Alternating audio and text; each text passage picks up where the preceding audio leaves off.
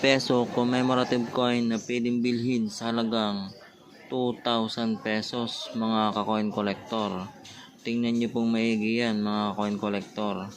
Ang hawak po natin ay mayroon po tayong dalawang barya na commemorative coin na 5 peso.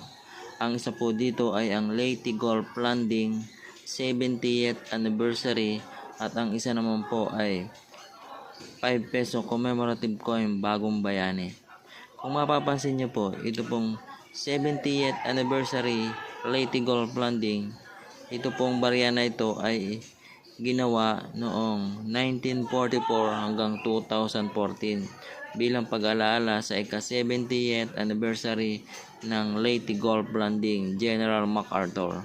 At sa bandang likuran naman po nito ay ang 5-star na sumisimbolo sa naging ranggo nitong general na si General MacArthur.